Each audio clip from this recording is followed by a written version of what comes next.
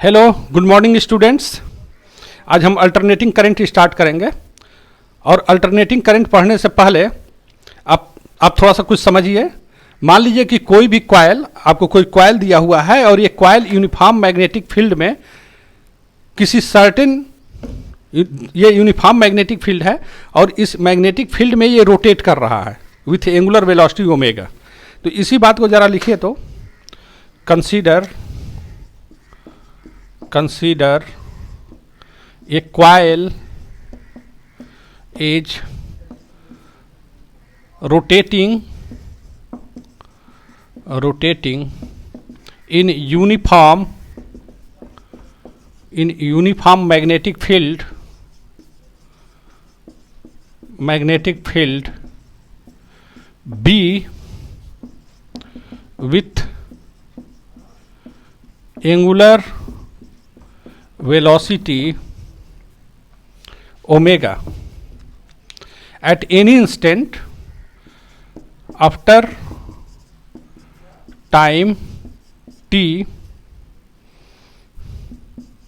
The coil makes an angle theta with the direction of magnetic field से theta angle बना रहा है at time T आप लिख लेंगे at time T the coil makes an angle theta with the direction of magnetic field. देखो बच्चों, coil magnetic field से थीटा एंगल बनाने का मतलब क्या हुआ, ये जरा देखिए। मान लीजिए यही कॉइल है और ये कॉइल मैग्नेटिक फील्ड में रोटेट कर रहा है, ये कॉइल मैग्नेटिक फील्ड में रोटेट कर रहा है और and this is direction of magnetic field, और इसमें कैसे रोटेट कर रहा है, ऐसे रोटेट कर रहा है। ध्यान से समझ लीजिएगा, this is direction of magnetic field. Coil कैसे रोटेट कर रहा है, कॉइल ऐसे रोटेट कर रहा है। तो या कॉइल ऐसे, तो यहाँ पर यदि कॉइल का पोजिशन ये है तो, और हम आपसे पूछें what is angle between the direction of magnetic field and the coil, then coil के जब डायरेक्शन की बात करेंगे तो इसका मतलब इस कॉइल पर परपेंडिकुलर ड्रॉ करिए। परपेंडिकुलर और मैग्नेटिक फील्ड के बीच का जो डायरेक्शन होगा वही कॉइल के बीच का एंगल होगा। तो हम यदि कॉइल इस पोजीशन में है, इसका मतलब the angle between the magnetic field and the coil is zero. This is very important. यदि यहाँ पर है तो the angle between the magnetic field and the coil is zero. Suppose ये थोड़ा सा एंगल बना लिया। एंगल बनाने का मतलब, इस पर एंगल का मतलब क्या हुआ, इस पर जो नॉर्मल ड्रॉ कर रहे हैं वो मैग्नेटिक फील्ड से कुछ सर्टेन एंगल बना लिया। ये मैग्नेटिक फील्ड था, इस पर आपने नॉर्मल ड्रॉ कर लिया। ये तो हम ये बोलेंगे कि कॉइल मैग्नेटिक फील्ड से थीटा एंगल बनाए हुए हैं। तो जब कॉइल मैग्नेटिक फील्ड से थीटा एंगल बनाए हुए हैं, at this situation what will be the magnetic flux associated with the coil, then the magnetic flux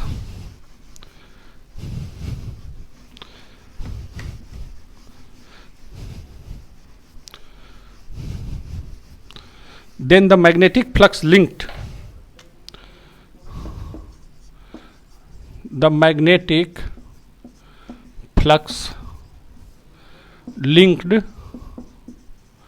with the coil। Coil से कितना मैग्नेटिक फ्लक्स लिंक्ड है, फाई इज इक्वल टू आप लिखेंगे B A cos theta. ये आपको पता है, B A cos theta. If total number of turns, if the total number of turns in the coil be capital N, then तो magnetic flux कितना होगा, magnetic flux phi को हम लिखेंगे N B A cos theta.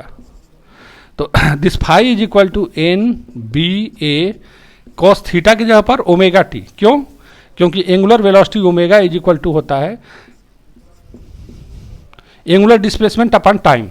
तो theta की जगह पर आप क्या लिख सकते हैं, B A cos N B A cos omega T. Now after that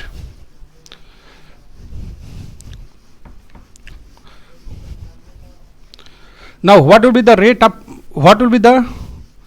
of change of flux? Then d phi by dt is equal to d by dt NBA cos omega T. तो this D phi by D T को हम लिख सकते हैं N B ए, common ले लीजिए, this d by D t cos omega t, ऐसे आप लिख सकते हैं. नाउ कॉस थीटा का डिफ्रेंसिएशन क्या होगा? कॉस थीटा का डिफ्रेंसिएशन होगा माइनस साइन थीटा. तो this D phi by D t is equal to minus N B A, cos theta का differentiation minus sine theta sine omega t. देखिए ये हम डिफ्रेंसिएशन पढ़ाए हुए हैं 11th के क्लास में, प्ले लिस्ट में आप जाके देख लीजिएगा. 11th जहाँ पर है वहाँ पर आप देखिए हम डिफ्रेंसिएशन वहाँ सिखाए हुए हैं. तो कॉस थीटा का डिफ्रेंसिएशन माइनस साइन थीटा. फिर हम करते क्या हैं यहाँ पर, ये ओमेगा टी को भी डिफ्रेंशिएट करते हैं.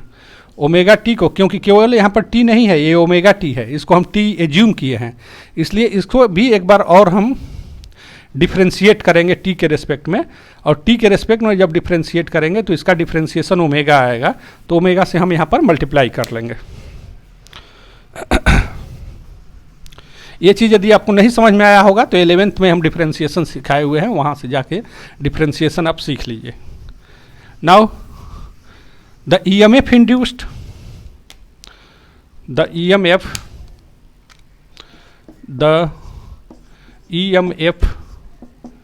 induced E is equal to what? E is equal to minus d phi by dt. आप पढ़े हैं, this is Faraday's second law, Faraday's second law. अब हम क्या लिखेंगे बच्चों? Now here E is equal to, अब देखो ये माइनस, हम D phi by D T पूरी माइनस वैल्यू लिखेंगे तो माइनस और माइनस प्लस हो गया. ये N B A omega sine omega T. This will be the EMF induced in the coil. अब जरा देखिए, अब ये जो साइन ओमेगा टी की वैल्यू मैक्सिमम होगी, सपोज ये जो साइन ओमेगा टी की वैल्यू मैक्सिमम वैल्यू क्या होगी? जब ये ओमेगा टी 90 डिग्री होगा. ओमेगा टी क्या था भाई? ये थीटा था. इसका मतलब जब कॉइल, ये हमने आपको सिखाया था कि suppose this is the direction of magnetic field, जब कॉइल इस डायरेक्शन में है तभी तो normal, this will be the normal on the coil and this is direction of magnetic field.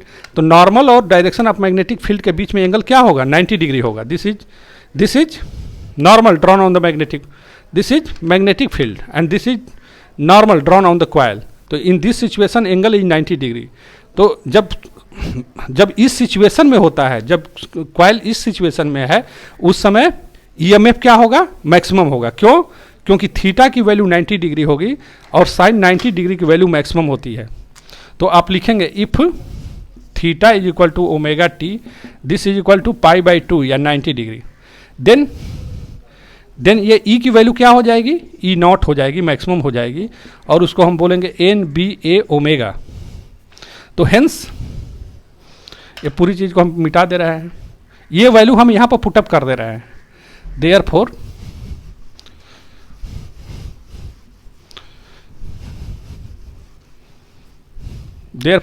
ये वैल्यू हम यहाँ पुटअप कर दें तो ये E is equal to N B A omega की जगह पर आप क्या लिखेंगे? E नॉट लिखेंगे साइन ओमेगा टी.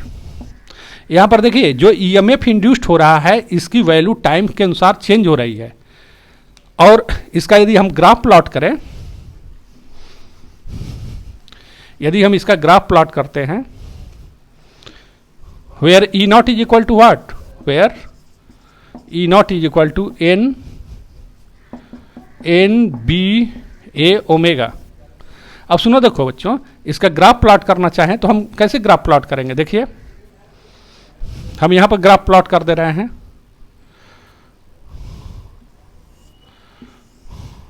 मान लीजिए ये टाइम t दिया हुआ है, t के रिस्पेक्ट में हम ये प्लॉटिंग कर रहे हैं, और ऊपर क्या है? ऊपर है E, ऊपर E है. EMF कैसे चेंज हो रहा है? तो स्टार्टिंग में जब t जीरो है, इसका मतलब ये ओमेगा टी जीरो है, at T is equal to zero, starting में ओमेगा टी का मतलब थीटा जीरो है। तो जब कॉइल इस ढंग से है, जब कॉइल इस ढंग से है, यानी जब थीटा जब इस ढंग से है तो इस समय थीटा क्या है 90 डिग्री है, लेकिन जब कॉइल इस ढंग से है उस समय दिस इज मैग्नेटिक फील्ड और ये नॉर्मल ड्रॉन, दोनों के बीच में एंगल कितना हो जा रहा है, दोनों के बीच में एंगल, ये नॉर्मल ड्रॉन हो गया और ये मैग्नेटिक फील्ड हो गया, दोनों के बीच में एंगल जीरो हो गया। This is magnetic field and this is normal. तो शुरू में स्टार्टिंग में कॉइल इस ढंग से रहता है, आप ध्यान रखिएगा। At T is equal to zero what, coil is like this, ये इसका जो प्लेन है मैग्नेटिक फील्ड के परपेंडिकुलर है और इस पर जो नॉर्मल ड्रॉ कर रहे हैं मैग्नेटिक फील्ड से जीरो एंगल बना रहा है। तो at T is equal to zero, starting में आप क्या देखेंगे, स्टार्टिंग में देखेंगे कि ई की वैल्यू क्या हो गई, जीरो हो गई। तो हम यहाँ पर कंडीशन लिख दे रहे हैं at T is equal to zero, e की वैल्यू क्या हो जाएगी, जीरो हो जाएगी।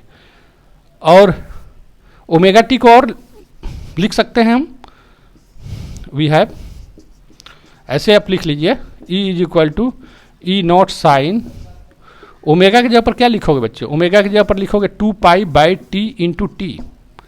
तो हम फर्स्ट केस से यदि हम डिस्कस कर रहे हैं t is equal to zero, तो ई की वैल्यू कितनी हो जाएगी, ई की वैल्यू मैक्स जीरो हो गया, टी जीरो लिखेंगे तो जीरो हो जाएगा। At T is equal to t by four करते हैं, तो टी बाई फोर, यहाँ पर टी बाई फोर की वैल्यू लिखिएगा, तो ये पाई बाई टू हो गया, पाई बाई टू होने का मतलब ई की वैल्यू ई नॉट हो गई मैक्सिमम। अब जब t is equal to 2t by four, यहाँ पर 2t बाई फोर का मतलब क्या हुआ, 2 पाई टी इंटू टी के जगह पर 2t by four, that is ये t से t कैंसिल आउट हो गया, पाई हो गया, साइन पाई। तो साइन पाई की वैल्यू जीरो होती है at t is equal to, ये सेकेंड केस हमने ले लिया, ये मेरा थर्ड केस है। थर्ड केस में e की वैल्यू जीरो हो गया। नाउ नेक्स्ट,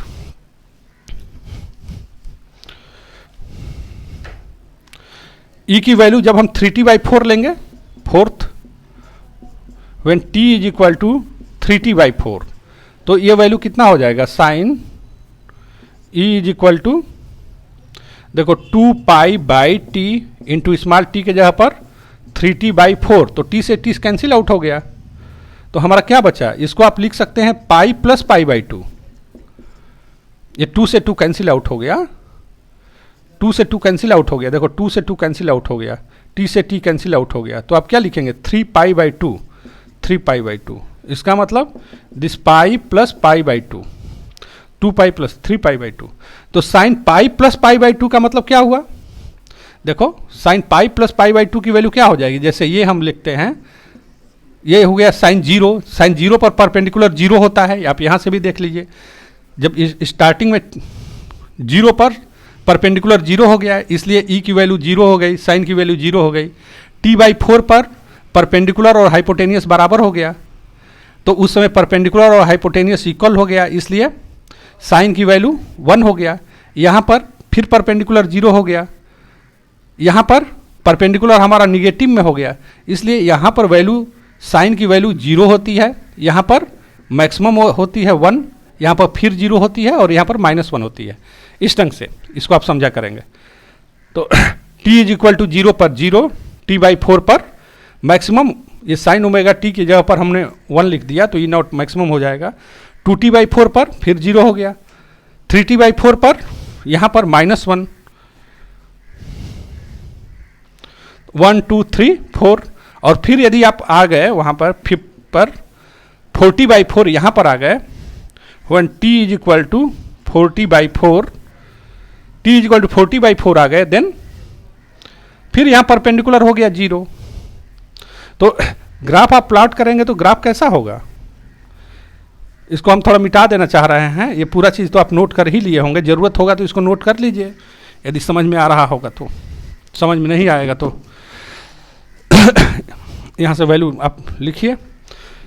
हमको यदि इसमें ग्राफ प्लॉट करने के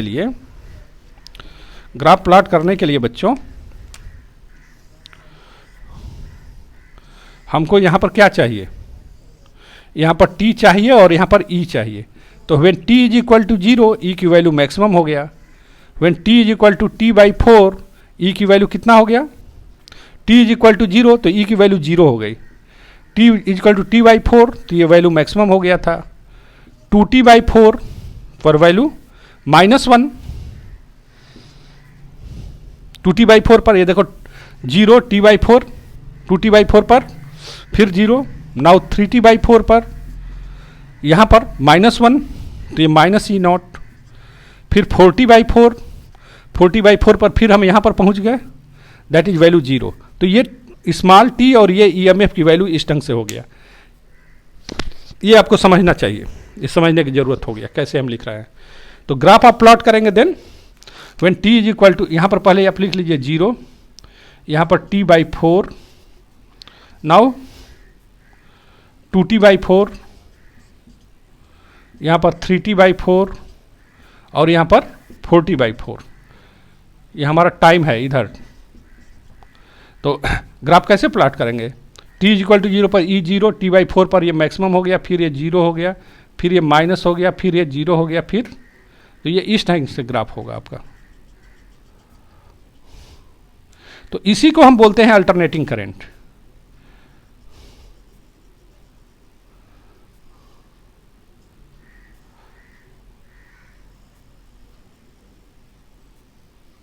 इसी को बोलते हैं अल्टरनेटिंग करंट। इसी साइकिल को आप आगे भी बढ़ा सकते हैं, ये कंप्लीट साइकिल है। इस कंप्लीट साइकिल में कितने बार E0 हो गया? ये 2 बार E0 हुआ है। या यदि यहां से आप लेंगे तो ये 2 बार 0 हुआ है, क्योंकि इसको यदि आप साइकिल में कंप्लीट कर रहे हैं तो इसको आप नहीं कंप्लीट करेंगे, या इसको आप ले रहे हैं तो इसको आप छोड़ देंगे। जैसे हमारा साइकिल यहां से स्टार्ट रहे हैं ये 1 2, तो फिर ये 0 तो नेक्स्ट साइकिल के लिए आएगा ना। देखो इस साइकिल के लिए हमारा ये 0 हो गया, ये 0 हो गया, तो ये 0 जो है हमारा नेक्स्ट साइकिल के लिए होगा। तो एक कंप्लीट साइकिल में 2 बार EMF 0 होता है। और यदि सर्किट में रेजिस्टेंस हो, इस पूरे चीज को आप नोट कर लीजिए, यदि सर्किट में रेजिस्टेंस है then if capital R be the resistance of the coil, then I is equal to E/R, E के जगह पर E0 sin omega t by capital R, तो I is equal to I0 sin omega t। इसको बच्चों बोलते हैं हम alternating current, और इसको बोलते हैं अल्टरनेटिंग वोल्टेज। अल्टरनेटिंग करंट कहने का मतलब क्या है? जैसे जैसे टाइम चेंज हो रहा है हमारा करंट का मैग्नीट्यूड चेंज होता है। किसी पर्टिकुलर वैल्यू पर ये जाके करंट मैक्सिमम हो गया, यदि EMF मैक्सिमम होगा तो करंट भी मैक्सिमम होगा।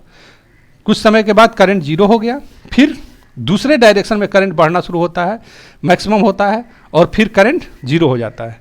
यानी कोई किसी एक डायरेक्शन में करंट की वैल्यू क्या है, पहले बढ़ती है, बढ़ते बढ़ते मैक्सिमम हो जाती है, फिर करंट वहाँ से लौटना शुरू होता है। देखो इस ढंग से है, इस ढंग से है। यदि वायर है तो कैसे करंट जा रहा है, मान लीजिए रेजिस्टेंस है, इस डायरेक्शन में पहले करंट बढ़ा, बढ़ते बढ़ते मैक्सिमम हो गया, फिर यहाँ पर जाके 0 हो गया, रुक गया, फिर अपोजिट डायरेक्शन में चार्ज फ्लो किया, उसका स्पीड यहाँ पर आकर के मैक्सिमम हो गया और फिर 0 हो गया। जैसे फील्ड में आप दौड़ते हैं, मान लीजिए आप चार्ज हैं, किसी एक पॉइंट से दौड़ना शुरू किए, दौड़ते दौड़ते आपकी बीच में स्पीड मैक्सिमम हो गई, फिर आपकी स्पीड घटने लगी, घटते घटते दूसरे पोल पर आपकी जाकर के 0 हो गया, फिर आप अपना डायरेक्शन चेंज कर दिए, अपोजिट डायरेक्शन में दौड़ना शुरू किए, दौड़ते दौड़ते फिर आपकी स्पीड मैक्सिमम हो गई, और फिर जहाँ पर गए, जहाँ से स्टार्ट किए थे वहाँ पर आप आ गए। तो ये रहा अल्टरनेटिंग करंट। तो मतलब अल्टरनेटिंग करंट क्या है? This is time varying current. Alternating current को यदि डिफाइन करना होगा, तो यदि हम शुरू में ही हम लिखे थे अल्टरनेटिंग करंट क्या है, तो alternating current is that current which continuously varies with time, which continuously varies in magnitude and periodically reverses its direction। Magnitude भी चेंज होता है और डायरेक्शन भी चेंज होता है। ऐसे करंट को जिसका मैग्नीट्यूड भी चेंज हो रहा है और डायरेक्शन भी चेंज हो रहा है, हम अल्टरनेटिंग करंट बोलते हैं। तो कोई आपसे पूछेगा व्हाट इज अल्टरनेटिंग करंट, तो अल्टरनेटिंग करंट आप बोलेंगे alternating current is that current which continuously changes its magnitude and direction. तो इसका मैग्नीट्यूड और डायरेक्शन चेंज होता रहता है with fixed interval of time. In fixed interval of time. देखो बच्चों, एक बहुत इंपॉर्टेंट चीज़ है, इसको यहाँ पर समझना। जब मैग्नेटिक फ्लक्स मैक्सिमम होगा उस समय करंट जीरो होगा। जिस समय मैग्नेटिक फ्लक्स मैक्सिमम है, मान लीजिए कि हमारे पास ये दिया हुआ, इस सिचुएशन में क्या है, इस सिचुएशन में थीटा जीरो है।